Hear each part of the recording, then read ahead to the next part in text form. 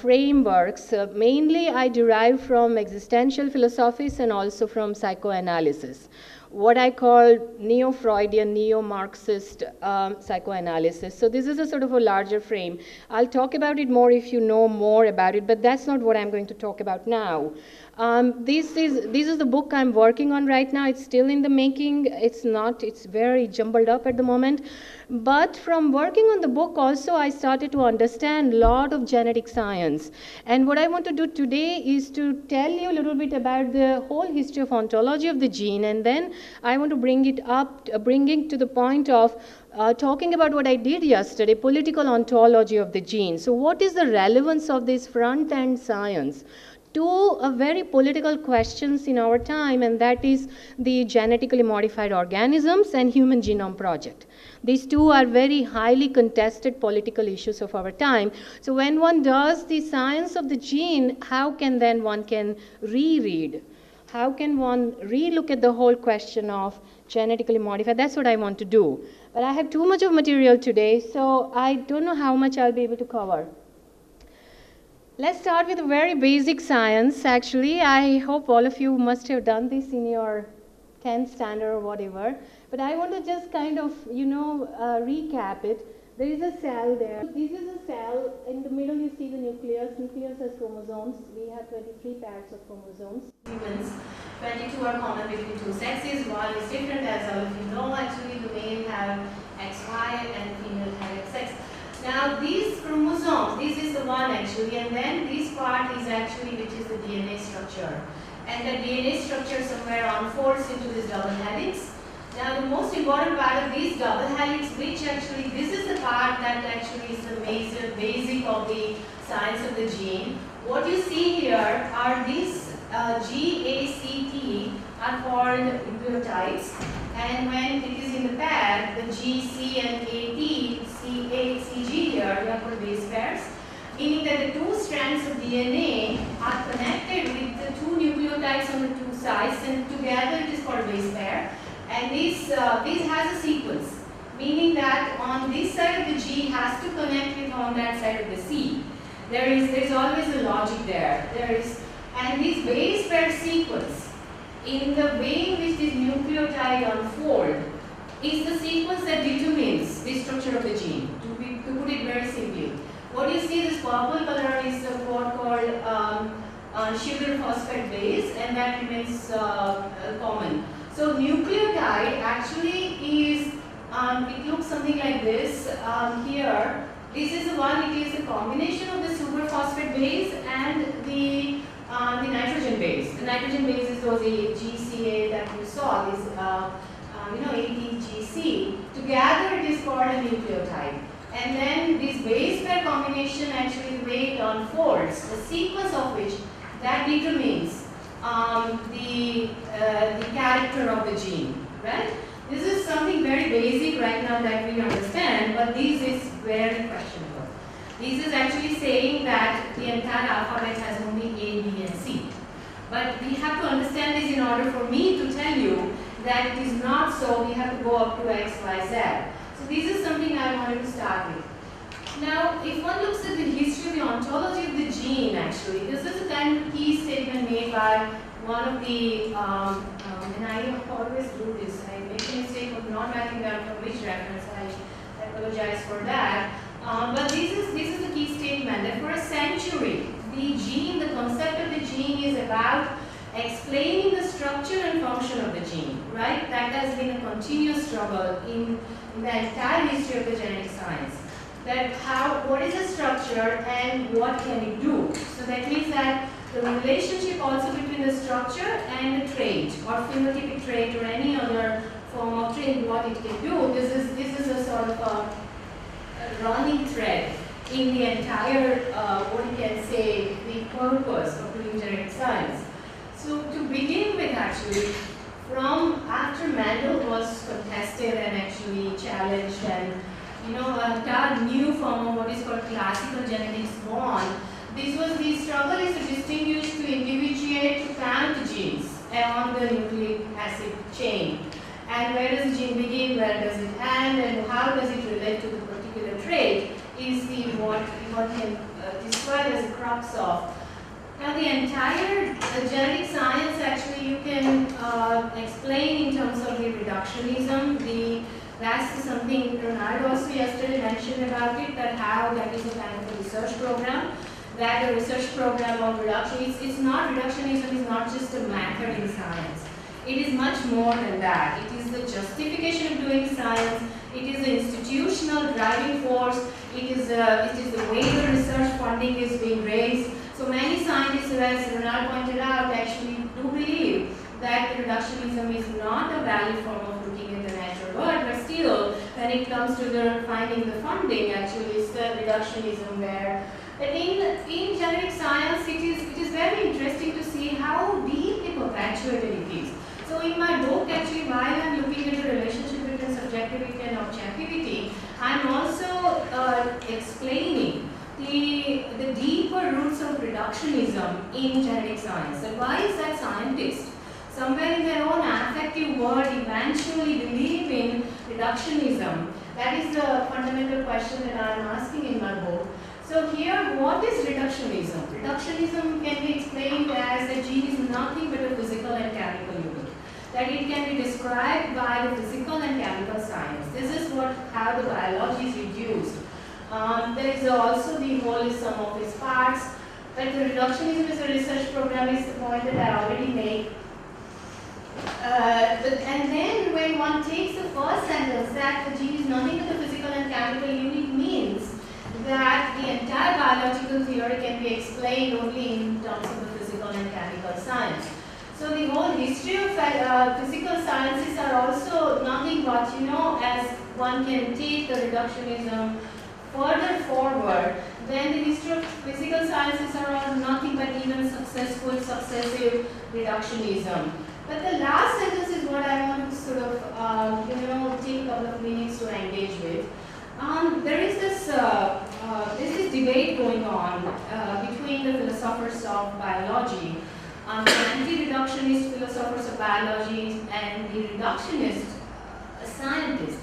And what you see when you look at the whole debate, that eventually when one looks at the science of the gene, it is not very difficult to figure out that the gene has never fitted into the category of purely physical and chemical science. Even the scientists themselves will agree to that. And why is that still the reductionism has such a strong hold? It's not just because it is institutional, my argument, it is because it is institutional, I do agree with that point, but it is something beyond that. And something beyond is what I am trying to explain in my book, and that is the human existential need to have ultimately achieve the control and prediction. Because reductionism is a kind of philosophy, I wouldn't just call it a method in science, but a philosophical method in science that allows to construct the world in an orderly fashion, in a fashion where the prediction, precision and control is possible. And this is something I argue in my book from using several existential theories to show where does that very deeper need for the control and precision come from. So this is where I feel that there is an affective, existential, emotional hold of reductionism on the scientific world. It's a very interesting statement I read from Kant, so I could resist not putting it here. He said that could never be muted for the blade of grass.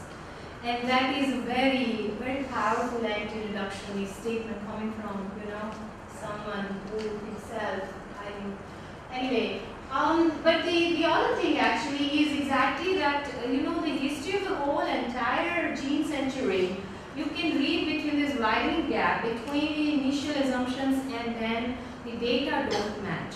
This gap is always there, and this is what I'm going to now show you.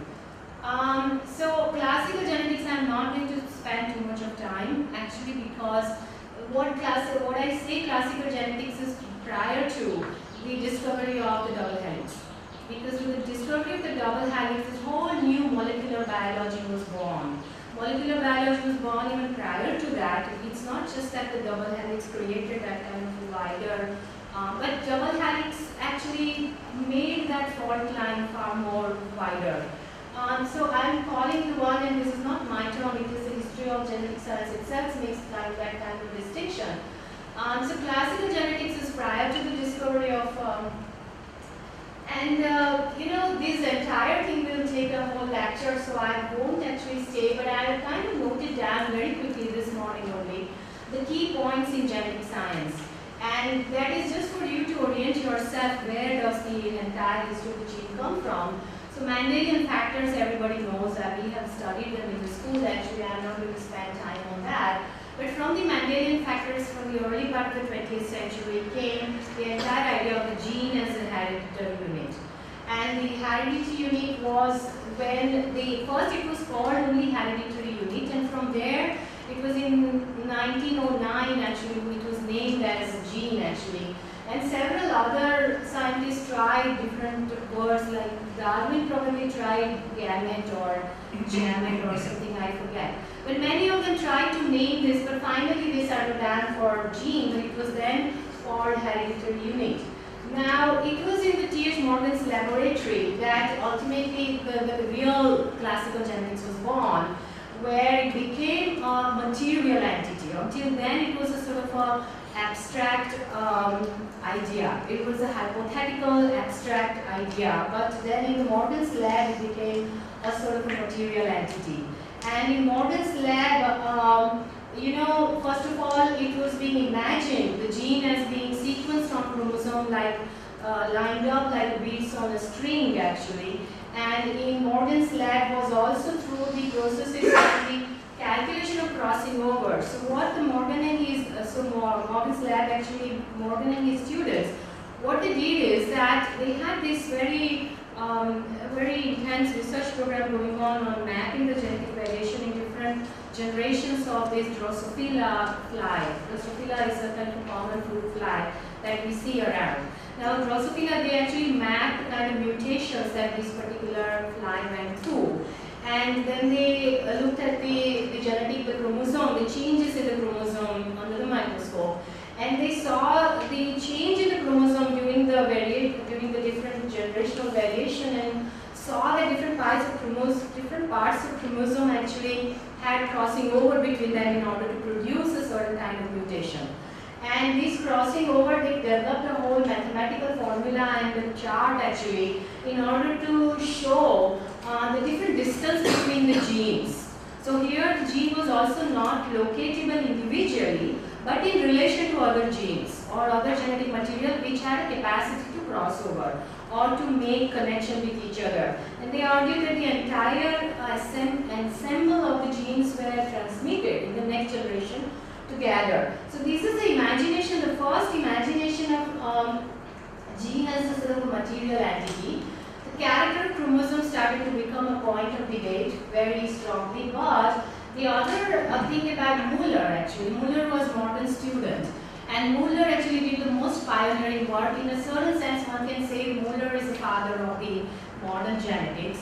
And Muller made this very prophetic statement that the gene has to become real. It has to become so real that we can grind it in mortar and cook in baker. This was a very prophetic statement, and this changed the entire subsequent line of what happened in the genetic science. Muller actually worked on X-ray induced mutations. He pioneered the method how to produce artificial mutations. Until now in Morgan's lab, they were looking for naturally produced mutation, which happens very rarely. Whereas Muller actually sort of accelerated the whole process by creating artificial mutation by X-ray application, and that started an entirely new way of studying gene actually in a real sense, in the way it can be grind in a mortar and cooked in a beaker. And then I'll just wrote it down. If you want to know more, I will come back to that, but I'm not going to say anything. Barbara McClintock, again, another very exemplary scientist. She got Nobel Prize in 1992. She worked on what she called transposable genetic material, the movable genetic material. She called them jumping genes actually. That kind of was in a way started to question other assumptions of the genetic, classical genetics. So Barbara McClintock in a way started to ruffle all the accepted notions of genetic science, and that that started an entirely new way of looking at it. But that is a very different debate, and I can't really get into it right now. But just last thing I want to say is that while there is a whole effort to imagine the gene in a material, real sense is going on the other hand, Schrödinger actually, even Schrödinger is a Nobel Prize winning physicist, and he worked on wave mechanics, and he wrote a very influential book, very small booklet called What is Life? It was published in 1953, I think. 52, 53. And this is the book actually, physicists writing about biology, 53, right? 44. Oh, what? It's 1944. 44 already, it's at least not 60s, yeah. But you have quite a 1944. Yeah, I'm sorry, I was thinking the same number I have. Anyway, but it can't be 44, I will check it and will correct it. But even Schrödinger wrote this booklet called What is Life, in which he imagined the gene as a code script. He compared it to the Morse code, and that again provided a very new metaphor to imagine what a gene could be. So these are some of the points I want to just broadly raise actually, and I have already consumed a lot of time just to see how they look like. You know, Muller, Schrödinger, Haldane is there, but he is a population geneticist. He wasn't a molecular biologist, but somehow Haldane came here too in my. This is Barbara McIntosh, giving the Nobel Prize speech actually. Okay, now this is where I want to now pitch my tent, and that is the photograph 51 of Rosalind Franklin. This is another story, I'm not going into it, but this is the photograph that showed that DNA is a double helix. And this is an entirely different story. How this was the photograph that Rosalind Franklin had taken by her very laborious photographic work. And Jamie Watson actually very deceitfully looked at the photograph and actually cooked up double helix, and the duo, Francis Crick and Jim Watson, got the Nobel Prize eventually. By then, actually, Rosalind Franklin was dead, so she was not included because the Nobel Prize is never given in Christmas. Anyway, so this is the double helix. This is the proper. This is where I'm going to start. Sorry, I've taken a half minute to start. Now, with the discovery of double helix was born what is famously known as central dogma. This is the dogma Francis Crick actually coined. Francis Crick and Jim Watson got this Nobel Prize for inventing the discovery of the double helix. And these are some of the basic assumptions of central dogma I want to go through, and then I want to challenge them based on the current genetic science. And then I would like to bring it up to the question of political ontology of the gene. So Francis Crick actually said that there is only one way information flow of the information between the gene and the protein. So the DNA to the cell, because DNA produces protein, so there is only one way flow of the information from DNA to protein. There is also another assumption in the central dogma that once that information is passed, it cannot get out. The cell has to suffer whatever is that information. The organism, now what can be extrapolated from these two fundamental assumptions is that the organism is its genome. That the genome in a nutshell, in totality, it actually describes or defines the entire organism. There is nothing more to organism than its genetic ensemble. Now in our times this has actually become a very powerful and very influential thing of genetic determinism. The single gene is distinctly responsible for one inherited trait. So he also said that one gene, one protein. This is also the central dogma actually. The other one is that the individual genes are locatable and countable on chromosome. This is also part of the central dogma. The particular gene can be distinguished from the by another gene actually by the precise sequence in which the nucleotides are unfolding. This is again part of the central dogma. All this is incorrect now.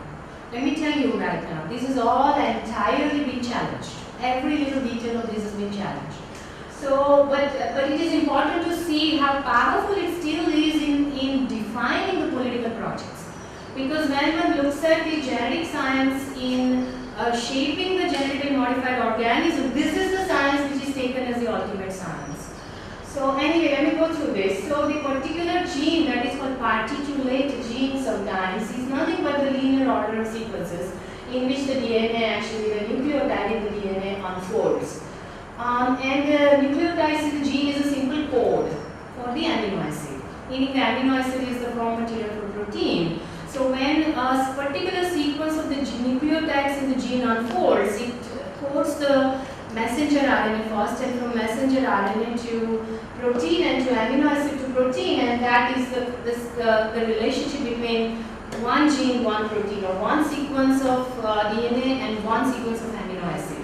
That is the kind of one-to-one relationship that has been talked about in the central dogma. Now let's start looking at the challenges to central dogma. First of all, actually, if there is a one gene, one trait, then there must be thousands, millions, billions of genes in our bodies. There are not that many. What the Human Genome Project found out is that the coding part, and I will come to it why I mentioned coding part of it, because there is a whole 98% of the genome is considered as a junk genome, which is no direct recognition as per the science of counting genes at this moment. They cannot be accounted for the coding part of the gene. So there are 20,000 genes which have the Human Genome Project has actually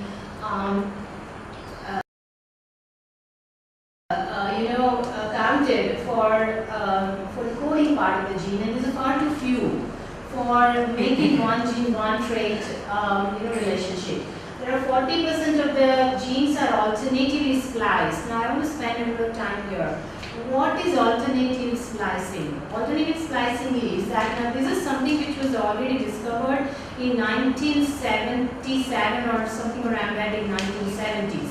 It was actually discovered with relation to the genome of bacteria, not for human beings, but then it was actually understood that every living organism would have a similar thing. What is alternative splicing is that when we saw the nucleotide sequence on the DNA, when the coding actually happens, let me show you that particular slide. This is actually how, this is a very schematic, most simplistic schematic diagram of how the coding happens. The coding is that there is a RNA is a coding sequence, and then what you see, the blue-green parts are actually the non-coding part, and I will explain to you what they are. But the coding sequence actually then translates into the pre-messenger RNA. Pre-messenger RNA translates into protein coding sequence, and then it translates into polypeptide. Now, what happens is that this coding sequence, until now in classical genetics, was assumed to be located on a chromosome in a physically integrated manner, meaning that on the chromosome you can identify a particular part physically and call this is the coding sequence. But what the new science, the challenge to central dogma actually say that the so-called coding sequence is not located in one part of the chromosome, but it is located, divided into different parts of chromosome, not just one, but any other 23 different parts of chromosome. So it is not structurally located at one place. But more interestingly, when the coding happens between RNA and pre-messenger RNA, this entire coding sequence gets spliced up. It gets divided into several fragments. And these fragments are then recombined together, rearranged together in an entirely different form, in an entirely different sequence. So one coding sequence can be broken into 100 different parts and recombined into 1,000 different ways, and that 1,000 different ways can actually code another 10,000 different ways of protein. Do I make sense here? Now this is what is called alternative splicing. And the alternative splicing basically says that there is no integrity. There is no integrity between one genetic coding and amino acid coding. So the alternative splicing actually basically has fundamentally challenged the central dogma, which is a one gene, one protein. And also it has made it extremely messy, because how the splicing would happen, how would they recombine, and how recombination will translate into different chain of amino acid and the polypeptide production is a highly complex process to predict. So this is a one very fundamental challenge. Now the splicing, I already mentioned that it happens on the messenger RNA side, but very interestingly that this splicing can happen only with the help of number of proteins. So only when there are certain number of proteins are present in the cell that this splicing can happen. So it challenges the fundamental first assumption of the central dogma that there is only one way flow of the information from the DNA to the protein. What the alternative splicing says that the entire coding cannot happen without the presence of the protein in the cell. Meaning that the presence of the protein, the flow of information from protein to genetic coding is absolutely essential for the genetic coding to happen. So there is a two-way flow of the information between protein and DNA.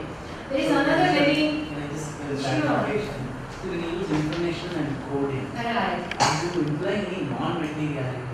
Because the point is when you look at information coding as linguistic bits, Right. then there is a different kind of problem. Right.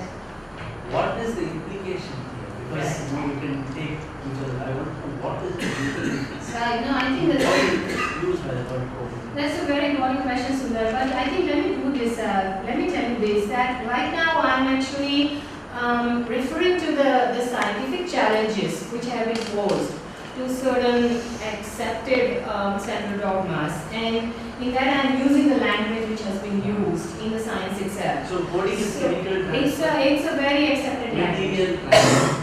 Its coding is understood as precisely the one-to-one correspondence between two entities.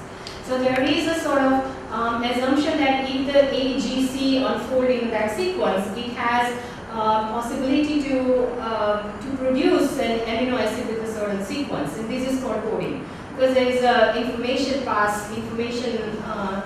correspondence or information reciprocation between the two. Actually, that is what is called coding. And you are right. I mean, this needs to be questioned actually, and I'm doing it partly in my book in a way to also metaphorically, philosophically look at the linguistic language, linguistic ways in which this whole imagination is being done. But right now, I want to actually basically look at the science itself producing, and not go into too much of philosophical detail. I wanted to focus on the science part of it now, but we can bring this into the debate.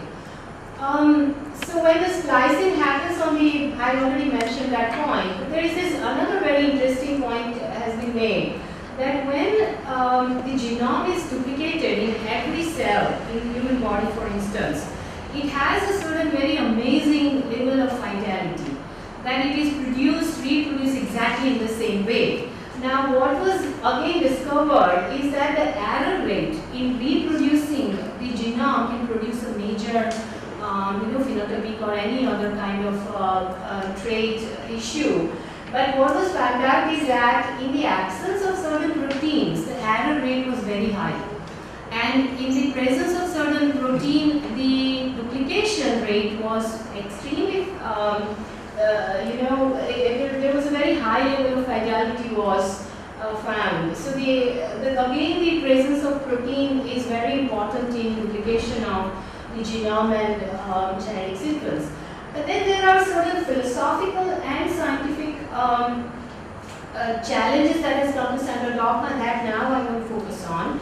What it is called, and I'll come back to here, there are these four different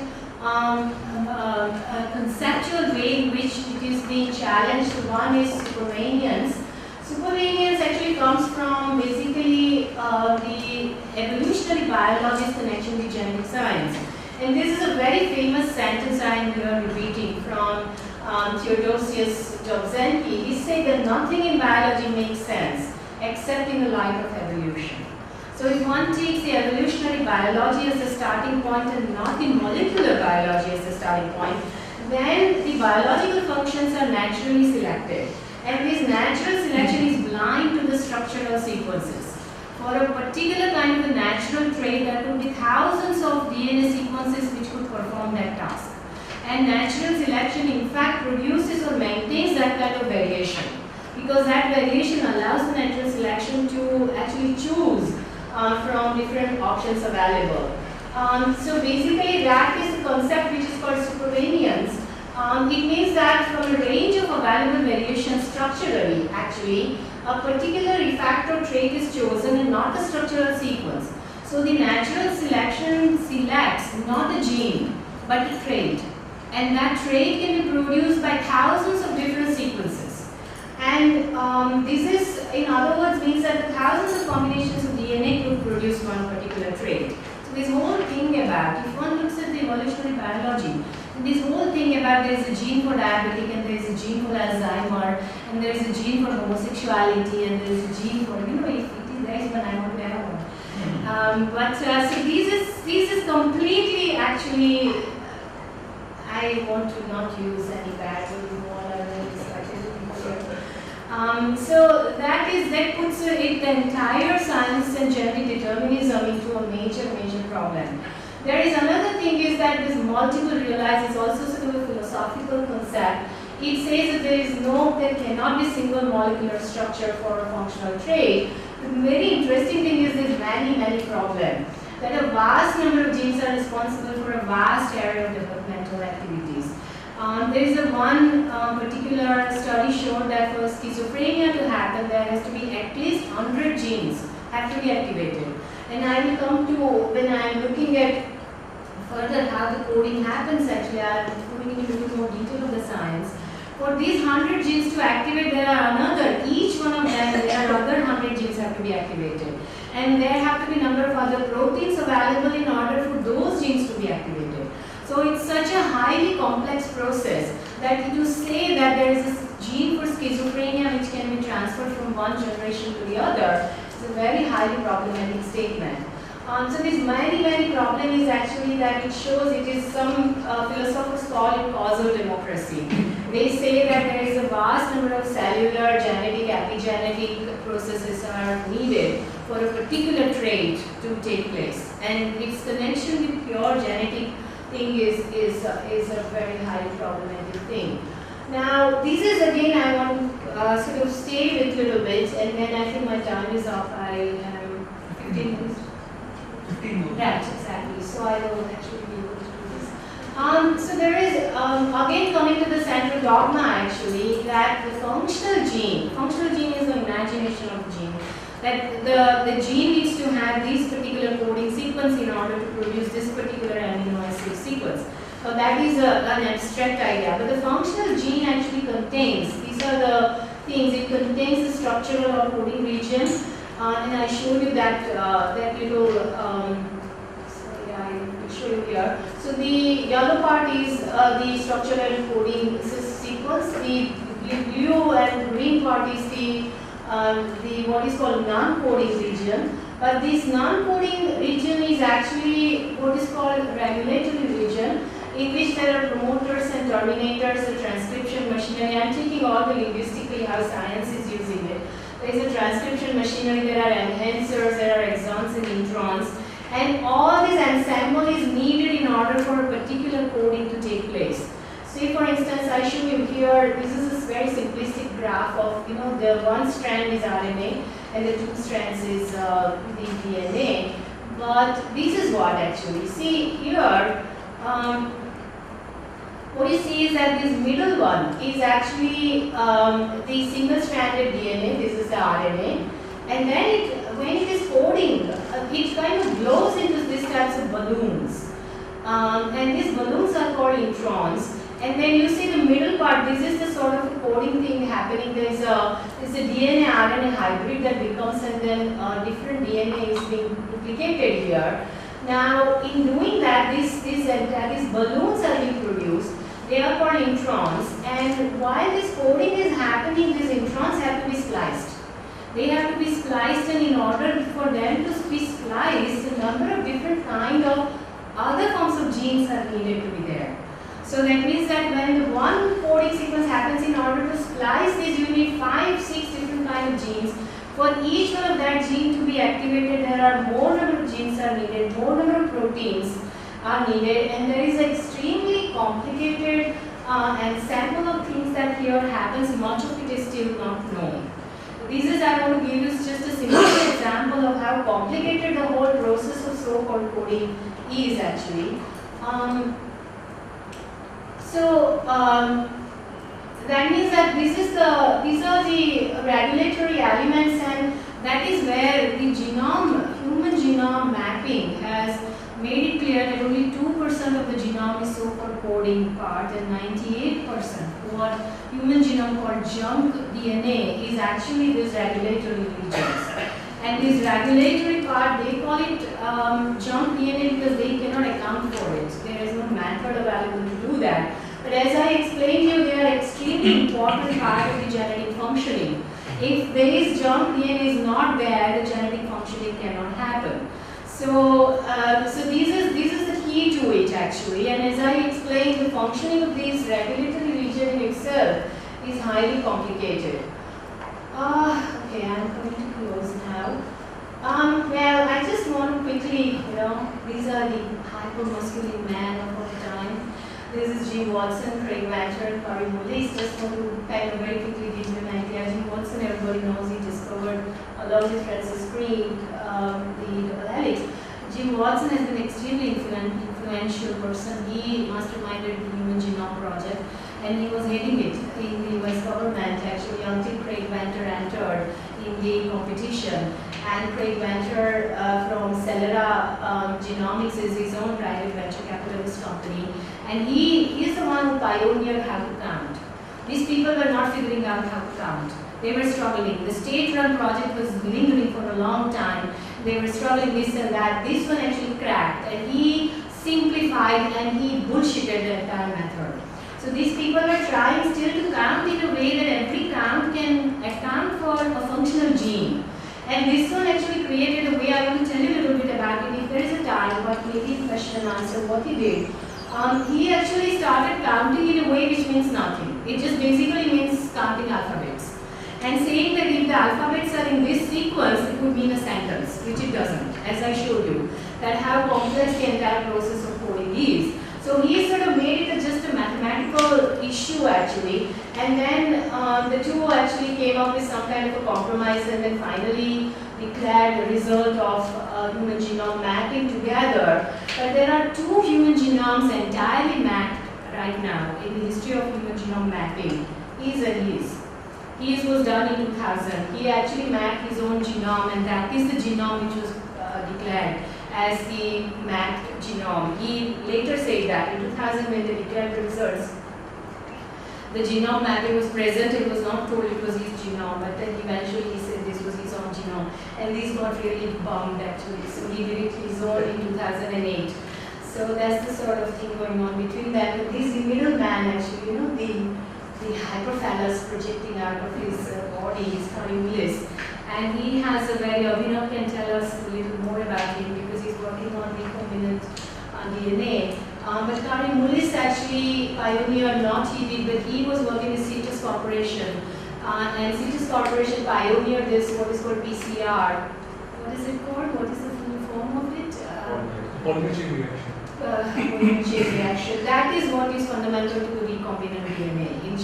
In producing GMO, we need and PCR actually radicalized the entire way of counting and measuring genes. So he had the idea, he didn't work on it, but he had the idea and he got the Nobel Prize. All except this, the world has got it twice. And he sold his, twice or once, he sold his Nobel medals. Anyway, this is the annual. This is now, I want to last actually, I know my time is up. 5 minutes. And, 10 minutes. okay, great. So now, what does this mean? I think I have already raised these issues, but I want to again a little bit, hammer. And that is that this whole idea of genetically engineered crops, in which Monsanto and so many other interested actors repeatedly say that if you insert this particular gene, that particular protein is going to be produced, is a highly problematic statement. It's not about bullshit. Because when one gene is inserted in a genome, it rearranges the entire genome.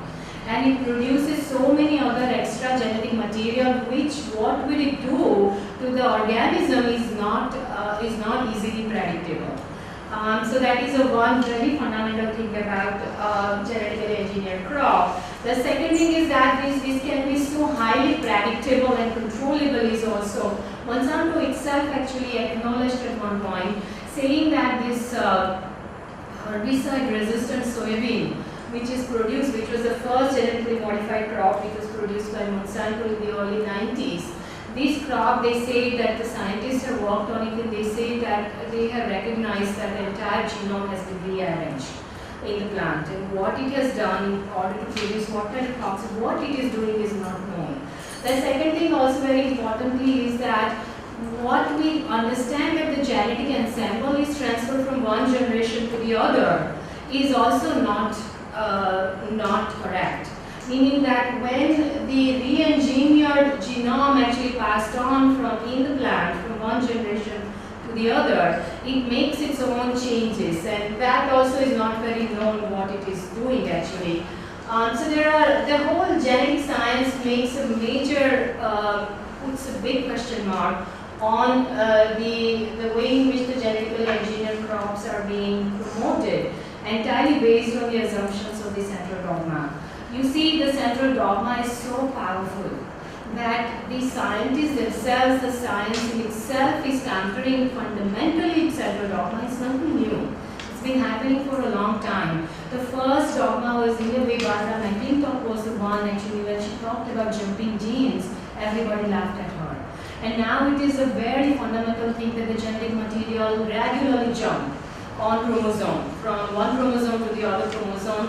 And as I say, the coding sequences are spread on different chromosomes. They have to come together, reassemble in order to produce. So the movement of genetic material is a very common thing on the chromosome. So basically these challenges have been made for a very, very long period of time. And still the central dogma holds a very powerful hold over the institutions, and that is because of the political ontology, because the politics of it so powerful. It creates such a huge market actually. It creates the possibility to create engineered crops and sell them. And of course I have said something about the Human Genome Project. Just 2 minutes I will take it and I'll stop. And that is that how the counting is done in the Human Genome Project is also extremely interesting thing. What they have done is, and I'm still figuring it out, this is the chapter I'm writing right now, so I'm not entirely on top of it. I'm writing the chapter on Craig Venter right now. What I have understood so far and what else I have understood, I'll be happy to share, but please correct me if anyone of you know better than me. That what they have done is that they have created a human reference genome. There are a number of volunteers from different parts of the world. They donated their DNA material, and this was mixed together. And the number of who are the volunteers, the list is not yet declared. And their genetic material was sort of mixed together, and that was mapped. And this mapping is nothing but the sequence mapping. The entire 3 billion nucleotides have been sequenced, and that is the mapping. That is what is called human reference genome. And then any other genome which is being mapped, not Craig Venter and Watson, because we must preserve the semen of exemplary man. And every woman must be actually inseminated with that exemplary semen, and all the other men should not be allowed to reproduce. And that's how the humanity should be perfected. And he went up to actually drawing the list of what kind of man he would include. And a very detailed program he made about his positive eugenics. He went to Russia, he left his job in the United States, went to Russia, in Stalin's Russia. And he went at the time when 2 of his own colleagues in Russia were executed by Stalin because they believed in Muller's program of the chromosome and gene, which actually, questioned Stalin's idea of how the actual propagation should take place. So in that extremely precarious situation, he goes to Russia thinking that Stalin will implement his program of positive eugenics. And he made this very beautiful statement. He said, which woman would not want to born actually a child of Darwin and a child of this and that. And Haldane had a beautiful description. He says that we will come to a place in the future where all the babies are cooked in a beaker. They are not being produced in the uterus of a woman, but they are being produced. It's a new, brave new world they are imagining. But he kind of imagines it further, which is extremely interesting to read, which is that he says there will be a time when the election pamphlets would be vote for us and you have a child of who is born with Beethoven's, that kind of imagination. It's fantastic to read that, And these people were taken very seriously. These people actually were very respectable scientists and politically responsible scientists. They were Karl Orff socialists. They were not like Galton's eugenics, actually. So your film reminded me of this, actually. So I sort of wanted to bring up Anne Foster Sterling's work. It's called The Five Sexes and Why They're Not Enough. So basically what she does is bring up the problem of having definite genetic anomalies listed. So these anomalies are detected at birth and fixed within 8 months. And there's empirical evidence which she's giving. Science fiction. No, it's scientific work done to show that there's a problem with fixing genetic anomalies at the time of birth, displaying sexual characteristics which don't fall under the normative male-female pattern. So her problem with this is that within 8 months this is fixed because of recommendations by proficient doctors and surgeons saying that this might cause social ostracization at a later phase. So my problem here is that she's detailing work about how there are 5 sexes and that does not encompass all the anomalies. So there are anomalies which are unclassified as well. And there's nothing that can be done with them because even within the sphere of being called an anomaly, there's unnamed phenomenon being exhibited. And that leaves this category just undeveloped, cannot be discussed, and they don't even have the privilege of falling under Klinefelter syndrome or Turner syndrome. So what does that do really? And this gives us a huge challenge to the genetic determinism which says that only under these syndromes can you classify these anomalies. So, It's very interesting what you're saying. I haven't seen the book, but I am highly skeptical about, this so-called, whatever is the anomaly. I mean, the whole definition of anomaly itself is a problem. But let's assume, go beyond that, but fixing those anomalies within 8 months of birth, I am highly skeptical about that, actually, whether science has come to that level of ability to tinker with the human life. I'm not very sure about that. and the horror of the unrecognizable anomaly. Where does that leave us? First it's called an anomaly, fixed, and then there's the unrecognizable anomaly which doesn't fall under the XXO or the XXY pattern.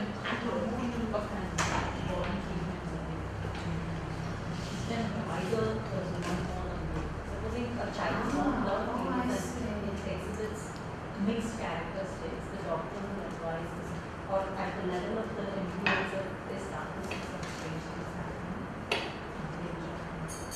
Embryonics at its highest.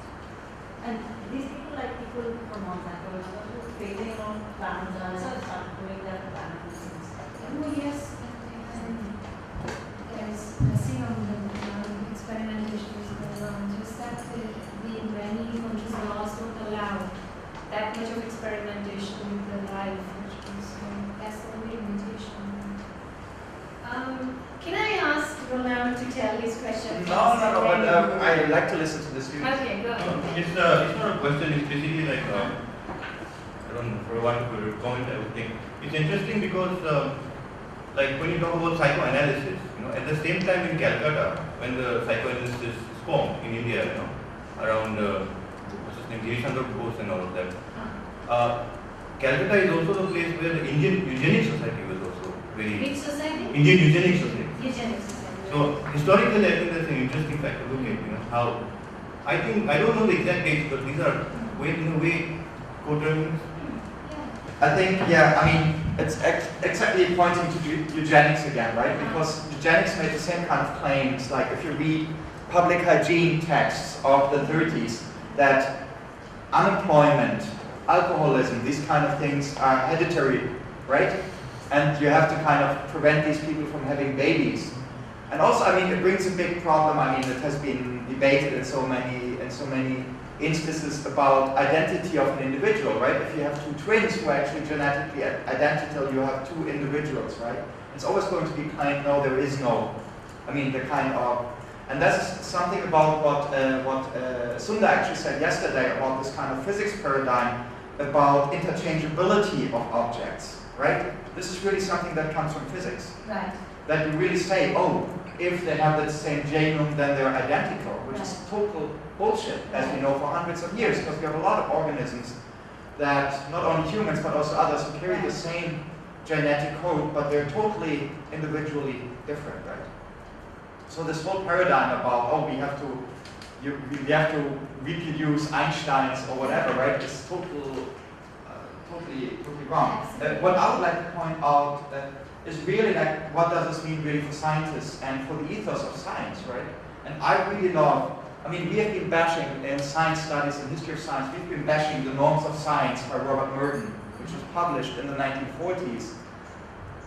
But it actually has a very important function. And it was not, this was in the middle of the war, and there were like all these secret, big secret programs in the US as well about war science, and it was not that Merton wasn't aware that science actually doesn't really follow these norms, but it's still very important to have these kinds of norms of communism, of universality, and all these kind of things, and saying, look, if you're not following these norms, you're going wrong with your science, right? And I mean, it happened in a very specific historical context about going back to something that Gordon has actually mentioned, the German physics, Deutsche Physik of Johannes Stark, right? He refers directly to that. Like, look the way how science is going in Germany, and if you're going this way, you're losing your way, and scientists cannot, they have to, if they want to fulfill their function in society, they have, and their responsibility in science, in society they have to follow a certain set of norms as well, right? And I mean, I don't say that these norms are absolute and we should debate these norms, but kind of with the new, or with history of science or whatever, we've kind of thrown them out by saying, look, scientists don't do this anyway. But by taking this kind of, what do you say, that we have to enforce this kind of thing, and we have to make, we have to say, okay, physicists or scientists have to, I mean, we have to have a certain kind of ethos or a certain kind of norms that we also write up in universities, and universities have to follow that as well, right? I mean, if universities only work as corporations, right, and actually follow what I call the economic dogma as well, right? I mean, they're kind of not fulfilling their function in society either, because they have to follow these norms as well. Yeah, no, I totally agree with you. The Mertonian norms, I think, are very relevant. I mean, it looked like at some point, but I totally agree with you that they have a huge importance in current times, particularly bringing certain normative, regularity to doing science. So that's what I'm totally in agreement with. But the other point you made, actually, that is so interesting, that this idea about if you have a scientist gene, you're going to produce another scientist, is such a problematic idea. And particularly, say Muller, when he drew his whole plan of positive eugenics, it's very interesting that he was at that same time when he was writing this book, he was at the same time making experiments of producing artificial mutations in the gene by applying X-rays. And what he concluded, examining the chromosome after X-ray application, that the X-ray completely destroyed the organism. That the X-ray application had reorganized the entire chromosome, it had broken down the parts of the chromosome, reconnected them in a very different way and created a monster chromosome. So on the one hand, his science was showing that this so-called ability to produce a desired outcome is not possible. On the other hand, he was drawing his whole plan of how his science is one day going to make it possible to produce the entire humanity of the desired variety. So what is very interesting, and this is what I'm doing in my chapter, is to show this connection between this work and that work. And basically what he did is that it was sort of a reiterating connection you see between the two, that when he was trying to see that the science is not proving to what he wants to do in terms of his utopian project, he actually changed his science. He employed a different mathematical formula.